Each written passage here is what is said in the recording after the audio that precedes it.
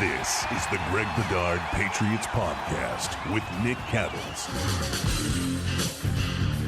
What's going on, Patriots people? Greg Bedard live in Foxborough. This is John Zannis here as the Patriots sneak one out over the Atlanta Falcons, a game that coulda, shoulda been a blowout, 24-23. The final here, Patriots had a 21-7 lead with the ball at the end of the first half and on their way to potentially scoring and getting the ball back. And this could have been a completely different game. Instead, they turn it over. Falcons get a touchdown, and everything got really ugly after that. Let's get into it, Greg, here. What do you think happened here with the Patriots, how they kind of came to pieces there? Everything seemed to spiral after that turnover that Maye had. Yeah, I mean, look, for as brilliant as Drake Maye has been this season, and even in the first half up until that point, he had been spectacular again. And but he goes back to pass. It's 21-7. They have the ball. They don't have any timeouts. They're trying to get a little bit greedy. That was when they had the clock stoppage, so they had time to figure out what they were doing. And Maye ends up getting strip sacked. Michael Wenu doesn't pick up a game, but Drake just can't turn the ball over there. He just has to, and he talked about in the post-game press conference, he's got to secure the ball to his chest, just take the L, go in at halftime. They get the ball to start the second half. Instead, you get a disaster play where the Falcons pick it up, go to the 6-yard line, score a couple plays later. And, now all of a sudden it's a game. Now I do think they answered well to start the second half. But then, again, you get a turnover throwing the ball to Hunter Henry on the same play where they got Austin Hooper the week before. I think Hunter Henry was right. This time, instead of last week, they got split safeties. This time they got single high safety, almost like a cover three with like a lurk. And I think Hunter read it correctly to flatten off, but Drake thought he was going to go. And, another turnover, that turns into 3 points. So, look, you're going to have games like this. You're going to have stretches like this. I mean, the good thing is they played really well for almost a full half, and then they found a way to win a game at the end. And this is the National Football League. I saw some of the scores that are going on today. Anything can happen, and that the Patriots found a way to survive and improve to 7-2. You'll take it. Wasn't a Picasso, but, they got it done. Yeah, and that's kind of where I want to go next. Just get your opinion there. And sorry, we had a technical difficulty off the top with my microphone becoming disconnected, but we're all good now. I do want to let you guys know that the post-game show is brought to you, as always, by Prize Picks. Download the app here, America's #1 daily fantasy sports app. Download the app, use code CLNS, get 50 in your lineups after you play your first $5 lineup. And Bailey, why don't you put up Omaha? Because I'm putting up the wrong graphics here. There we go. Check it out. OmahaSteaks.com. You want steaks? Go get them there. You get $35 extra off when you go to OmahaSteaks.com. You enter that code Patriots at checkout. Make sure you check that out. We'll tell you more about both of those deals later on. But let's get back to it, Greg. Do you feel better about the playing poorly and winning, or do you feel worse about, this is a gross performance? This kind of thing doesn't hold. Are you leaving today with a good or a bad taste in your mouth over just what, I guess, the win, but I mean everything that went down? Yeah, it's a good question, John, and I think today, right now, I leave with a good feeling that they encountered some adversity, because it had been weeks since they'd really gone through any.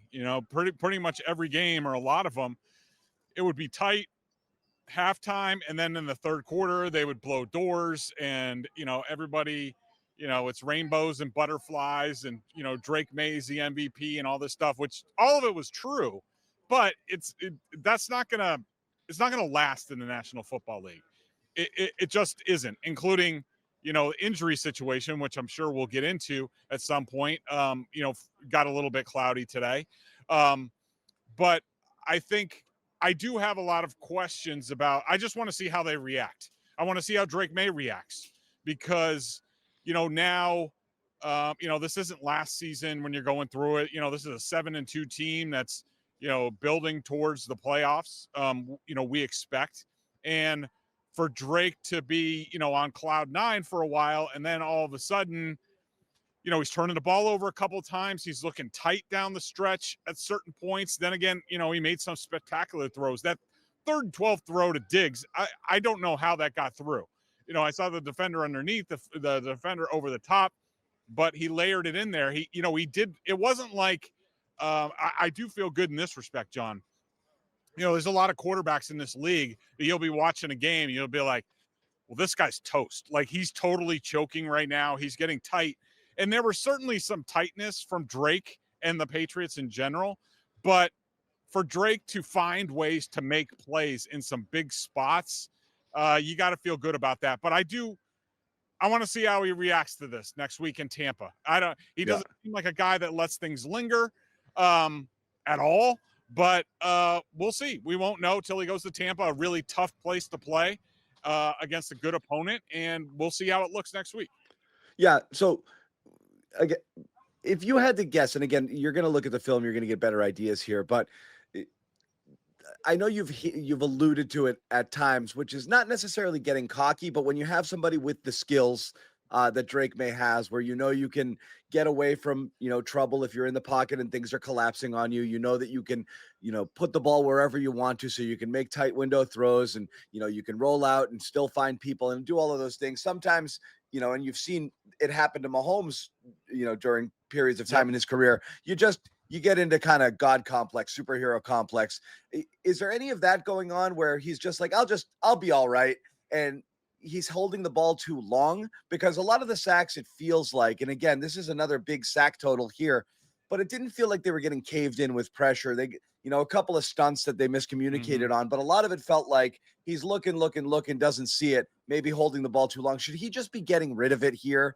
Are the receivers covered? Is this more a matter of just people not getting open downfield? I'm not sure if the Falcons had played a little bit more man, which I know, again, no, that wasn't it. So, like, what do you think was happening here that was resulting in these sacks here? Well, I mean, I have been alluding to it, and a lot of people don't want to hear it, but if they want to hear the truth about the football team, right. I like to give it to them. And the fact of the matter is, Drake, in terms of 3 weeks ago, he was leaving the pocket early when he had stuff down the field and taking unnecessary shots. Last week he was holding on to the ball too long after playing. He did not play well in the first half last week. He had a great third quarter, of course, and nobody really wanted to hear it. And today was sort of like a mixed bag with both, where, he took, there were some, at least 2 of the sacks were unnecessary, where he had check down options. He's just not getting to them. But I don't think it's cockiness. I don't think it's anything like that. I think it's just, a young player who just hasn't had enough experience, and we all know, whether between high school and college and now in the NFL, he doesn't have a ton of experience, and understanding what you can and can't do against National Football League players, that's a big learning curve. Like, I've mentioned it before, but I went through a lot of the same stuff with Aaron Rodgers when he became Packers quarterback in 2008. And there were games where he was just holding on to the ball because he thought he could, play hero ball, or he didn't want to give up on plays. And he was killing the team to the point where they had to have a team meeting, and the offensive lineman called Aaron Rodgers out on the carpet. Then suddenly after that, they went on a winning streak, made the playoffs that year, and the next year they're winning a Super Bowl. So I don't think that's going on here, because Aaron Rodgers obviously had been in the league, and he's just kind of a horse's ass. I think Drake's just right. He's just young, inexperienced, and all of these bouts of adversity, all of these learning experience that he has, is going to make him and the team that much better down the road. Right. And you see it. It's almost overcompensating for, as you said, for the thing he was doing. He's leaving the pocket early. So they're like, dude, stay in the pocket. And he's like, okay. Yep. And he stays in the pocket. He's like, oh, crap, what now? And, again, nobody's there. And, he's hanging until the very last minute. And a couple of those, he's just kind of running himself into sacks because he couldn't find anything he wanted. And he's still in the pocket and he hasn't gotten rid of the ball yet. So that happened it's hard, John. I will say it's hard for those guys. I used to have a lot of conversations with Aaron about this, and as opposed to Tom Brady, who admits, like, I know I got to go 1-2, check it down to somebody, because he ain't going to make any plays with Because his I'm legs. dead. Right. But now, I mean, really, a lot of these plays, you'd like Drake to go, 1, 2, all right, know where my check down is, whether it's Henderson or he had Diggs in front of him a couple times where it's just like, all right, 1, 2.5, all right, now I'm going to dump it down. But then he has to make the decision of, do I want to dump it down or do I want to run? So it's hard for those guys, and it takes a lot of time for them to get used to it. Lamar Jackson went through the same thing sometimes with Mahomes as well. It's a burden that those guys have to carry. It is not easy, and it's much harder for those guys to decide, stay, go, what do I do? Throw the ball away. At least we saw him throw the ball away a couple times today. That was good. So yeah, it's just it's tough. I don't want to be too critical of him because I don't expect him to be perfect. Yeah, and I think that's what's been bugging me a little bit about the May discourse is I do feel like he's being analyzed where he's got a 150 passer rating and does everything nearly as close to perfect as you can, and it's like, yeah, but he could have done this and he might have held that or he left the pocket early, and this isn't a dig at you, but it's almost like he's being graded on a ridiculous standard where it almost is okay to see him be a human for once and say, okay, he took some lumps today. Not his best game. Missed a couple throws. He hadn't been missing them lately. Hung in the pocket, took some sacks, bad ball security, made it feel a little bit like last year or early season Drake Maye. And that stuff happens. You see it happen all around the league. And you talked about results, Greg, on the good win versus there's no such thing as a bad win. Certainly not when you're the Patriots, because again, right now, the Patriots have the best record in the entire AFC because the Colts lost today, and you're seeing again, this isn't in the AFC. Green Bay lost to Carolina. You're seeing teams that shouldn't be losing to other teams lose to those teams, and that's happening. So again, testament to the Patriots for hanging on and winning this one. Couple of throws specifically, I just wanted to. This is always the tougher thing. You can't gauge it on television, so it's hard to see what's happening there. The interception to Henry, in your estimation, was it? It looked like he sailed it regardless, but it also looked like Henry did something he maybe wasn't supposed to do. Right. Any indication if Henry was supposed to sit there or keep going up the seam and he turned it off a little bit and maybe threw it where he thought he was going to be, or did he just let it fly anyway? So I haven't heard anything that the players are saying. I heard Drake reference it, and he just basically said that him and Hunter were on the same page. To me, it was the same page as Austin Hooper last week, but last week they got split safeties, and I don't know if I think my guess from watching it, May got a little fooled. Maybe they showed split safeties at the snap. One of them rotated down. Maybe May didn't see it. Hunter Henry saw that it was middle of the field closed, so in that circumstance, he's supposed to come across. May read it as middle of the field open, which would mean the safety would, go to the post, go down the middle of the defense. So in my opinion, just live without looking at the film, I thought that was May's fault. Prize Picks. This episode, all episodes here of the Patriots postgame show brought to you by Prize Picks. Don't miss the excitement this season. Doesn't matter which season. It was a great time. We just missed it. No more baseball right now, but you did have all four major sports going at once, which was great. But you can lock in on football, basketball, hockey, anything you want right now. You can mix and match games, pick 2 to 6, pick more or less on 2 to 6 player stat projections. You get your picks right, you could cash in. A lot of cool features on Prize Picks. You got injury reboots. If your player gets hurt, that's getting taken off the board. Prize Picks has also got a flex play. You can cash out if your lineup isn't perfect. There's great deals that go on throughout. You get free squares you can insert into your lineup, make it much easier for your lineups to hit and make it easier for you to make extra cash. So again, check it out. If this is the type of thing that you like, there's no place to do it better than Prize Picks. And the code right there is on the screen. You see it right now. Download the app. Use code CLNS. Get 50 in your lineups instantly when you play $5. Once again, download the app, code CLNS, 50 in your lineups when you play 5. Prize Picks. It's good to be right. Got it. And then there's another one with Kyle Williams late where it looks like they're not on the same page at all. Couple of miscommunications on the incompletions there. May also just missed a couple guys. He missed Douglas open where the pressure kind of got to him a little bit late in the pocket there. Yep. Someone was in his face and he couldn't finish off that throw. So again, after seeing him be nearly perfect on those deep balls, I think it was a little bit almost like a little bit of a shock to everybody to see him I guess Right. you could call this struggling, but it wasn't by any means an awful game. And again, the Patriots, as you said, hung on. A couple other things that happened in this game, which were different because they had to be. Ramondre Stevenson misses the game with a toe injury. You're running basically, with a journeyman, well, you're starting with Henderson, and then you've also got Jennings coming in there, as kind of the hammer and the early down back or the short. But it wasn't that way. Henderson started the game, and he did get carries in early downs as well, and he did okay. Still nothing great, but your overall impression on Henderson? Again, they run him on a couple of tosses. They did run him up the middle a few times as well. It's career high in carries, 4 receptions as well. So he was heavily involved, but didn't bust anything. Didn't do the thing you were hoping that more touches might get him. Can you kind of grade his overall performance today? Yeah, I thought he did pretty well. I mean, I did see that PFF gave him, one pressure. So some That's of the improving. issues there. But I will say it seemed like they basically like shuffled the roles. So Henderson took Stevenson's role, other than all the third down stuff, the pass back stuff, which Stevenson does because he can pass protect, and Henderson can't. Terrell Jennings sort of took Henderson's role. I thought they did a nice job. I thought Henderson did a nice job. I think it was 18 touches for like 87 yards. That's a pretty good day for him. I think he's showing improvement. I thought he ran hard between the tackles. He ran outside.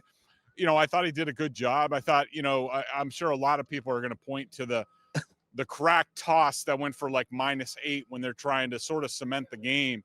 And the way that I saw it was, well, first of all, Mac Hollins didn't execute it to the point where Will Campbell ran into him.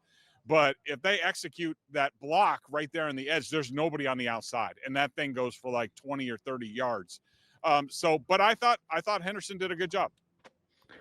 DeMario Douglas notches his first 100-yard receiving game here, and again, he and May have been pretty good on the connection. Really great schemed up play for the touchdown with McDaniels putting him in the backfield there and basically putting an edge rusher on him in coverage. Great touch by May on that touchdown pass. And then that super long one was at 58 yards, career high for Douglas. And again, I hate to say emerging as the top target, but it does continue the trend of each week it's somebody different here. What you're seeing less of is Stefon Diggs in terms of the connection, the May-Diggs connection. You had those back-to-back games where it looked like it was turning into something. Now it's Douglas. Is this just what it's going to be going forward? Yeah, I think it's going to be the matchup thing. And I think when Drake goes back and looks at this film, he's going to see that he had a lot of opportunities to Diggs. Of course, when he goes to him, in that red zone, Diggs made a phenomenal play to catch a short pass and spin out of it and get the touchdown. I mean, it's going to be different matchups and different things. And, I think, what we're seeing is like, it looks like Drake's, big gain hunting a little bit, which, we talked about where, maybe if it's not there, just get it to Diggs and let him get 4, 5, 6 yards and do that sort of thing. Hunter Henry had a good day. I thought Hooper would do a little bit more today, but I guess it wasn't in the cards. But I thought the pass offense approach was good, and it's going to be somebody different. But now Kayshon Boutte left with a hamstring injury, and if it's going to be Kyle Williams out there, oh boy. I mean, I think a lot of Williams. I know they think a lot of him inside the building, but I mean, how many more times can he run on routes and get targeted? And him and May aren't even close to being on the same page. Yeah, so explain this to us like we're all 5, but not just 5, like stupid 5-year-olds, because all we hear about the Kyle Williams thing, and again, if Boutte does go down, you will see that. You'll probably see more Mac, as well. But that hurts you because that's an element to the game. And right now, they've been connecting, over on the sideline with those back shoulders. And obviously, he's been May's deep threat, and they connected last week and all of that. So, Boutte's been reliable in that regard. But a lot of people want to see Kyle Williams get more opportunities because he's got the speed and you've spent some draft capital on him and he's a new shiny toy and you want to see what he can do. And all we hear behind the scenes, Greg, is exactly what you said. Like, they love it. They love what he's doing. He's doing a ton of stuff. Oh, he's been open sometimes, but, they just haven't hit him. It's just a matter of him not getting the ball. everything is great except for him not catching footballs in football games, which is what receivers are supposed to do. What's the reality here of the Kyle Williams situation? Is it any week now you'll see something and be like, okay, they've been building towards this, or are we being misled? What's the actual story behind the scenes? Because if he does step up, you want to see it. You want to see more. Yeah. I don't think anybody's being misled. I mean, I think you're talking about a rookie third rounder. I know people think that, rookie wide receivers should, hit in any round. I mean, the truth of the matter is when you take a receiver in the third round, you're hoping for them to be a role and maybe develop in time where they actually have a large role. I think, a lot of it is, they've all remained healthy at wide receiver. He's like the fifth or sixth guy. So he's not going to play. And, when he does get an opportunity, I see a kid who's thinking through things, who's tight. I think he's one of these kids that they need to find a way to set him up, get him, some work, get him some confidence, and then I think he'll be fine. I mean, I see a wide receiver who, is slow on his routes. He doesn't know how to play fast at the NFL level. He's sort of thinking through things. How am I going to do things? I mean, on that route with May, I do know a couple of weeks ago when they had a miscommunication, that was on May. This one, I'll have to see.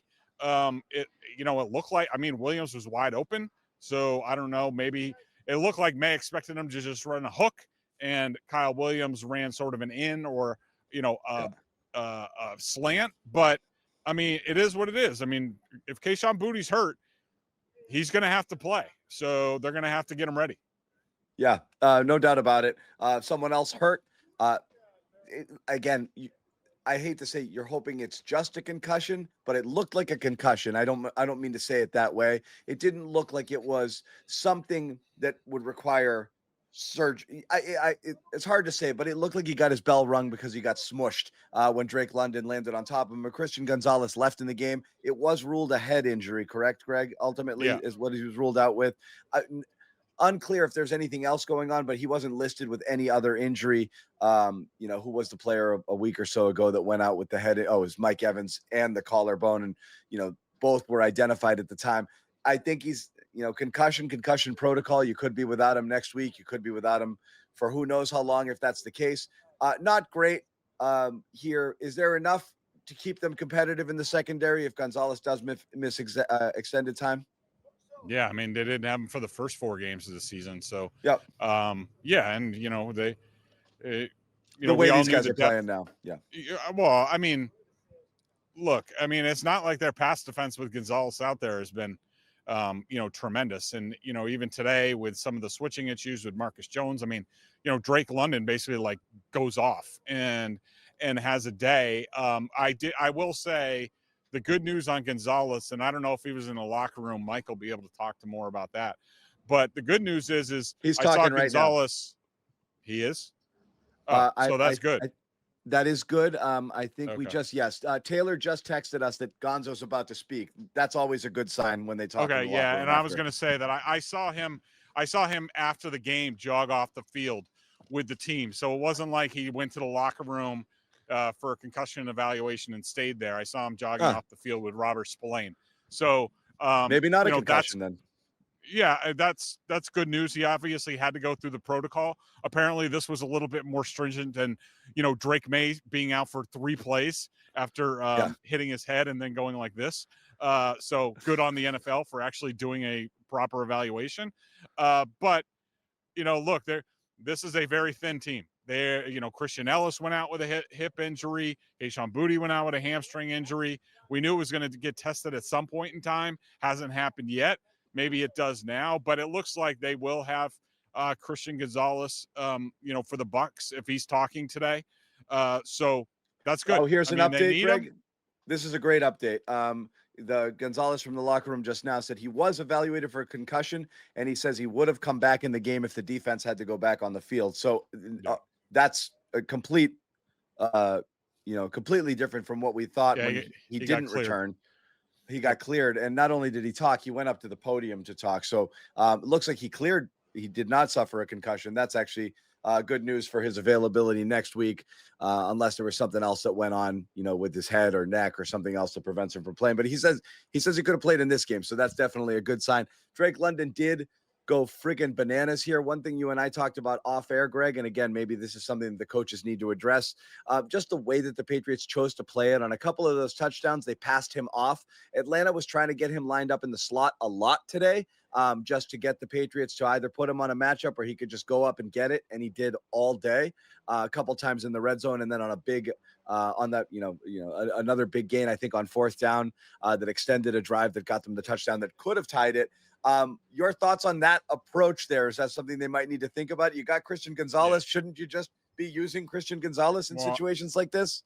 I mean, this is one of the things that I'm critical about with this team. I mean, I don't love their defensive system. I mean, it's obviously working in some respects. The rush defense was great. It held them to another guy under 50 yards, even though I put that more on Zach Robinson because he has no idea what he's doing as an offensive coordinator when Bijan Robinson is averaging like 4.8 yards a carry in the first half, and he's not using him enough. He's just dropping back all the time. But anyways, it just looks to me a staff based on what they did in Tennessee. They didn't run a lot of man-to-man in Tennessee. They can use it. They will use it at certain times, but they're mostly a zone team. I think the Patriots have personnel that is, better in man coverage in a lot of respects. Hasn't been unlocked. It's their decision, and obviously the Falcons saw this on film. Even if a genius like Zach Robinson can see this, that hey, if we put Drake London here in the slot, then they're going to switch, on some sort of bunch, stack, whatever, and they're going to have to find a better way to deal with that, or else other teams are going to do the same exact thing. I mean, the options is either you switch or you run lock coverage, and we've seen the Patriots over the years run both. They're certainly going to have to start switching some things up, or else they're going to continue to get roasted like this, especially against a good offense in Tampa Bay. All right, and last thing I'll ask you, Greg, and again, we know that the trade deadline is coming up, and everybody's been settled in on the same 2 and/or 3 positions: pass rush, and running back, where you need some depth there, and even the ones that they do have been underperforming, and receiver seem to be the 3 most popular areas to improve. After watching today, have you firmed up your stance on what they need most, or have you changed it? Yeah, they need edge help, and it might need to be more than just sort of like a third or fourth guy.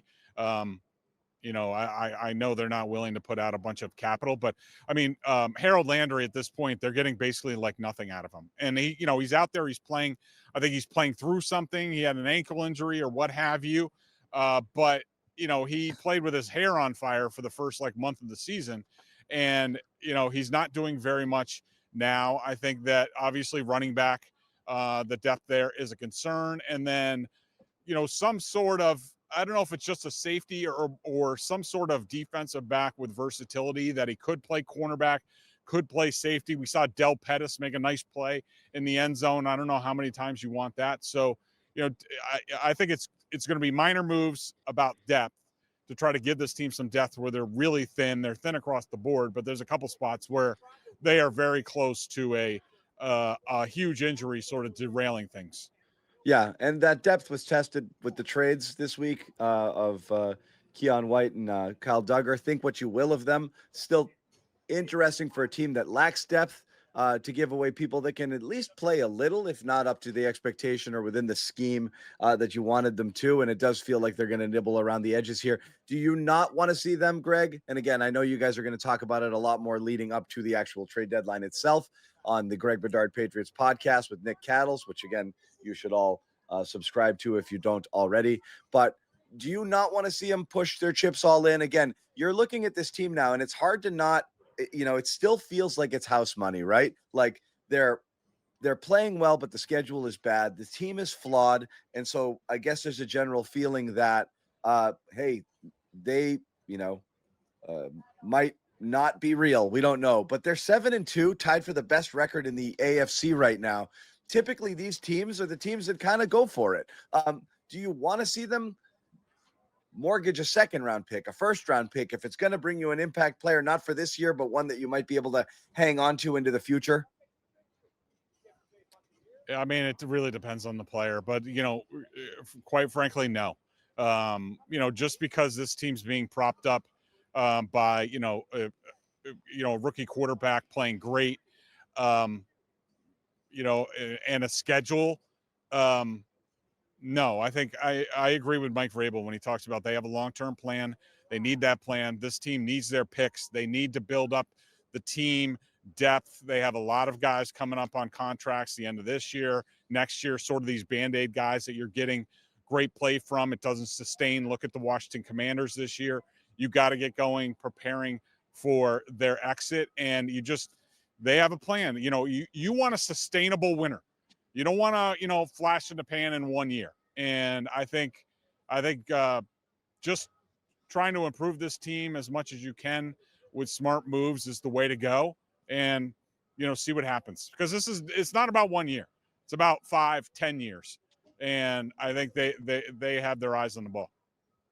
All right. Well, I kind of agree, but nobody likes to hear it. It would be exciting to see them get a receiver. I felt the same way about the Red Sox, Greg.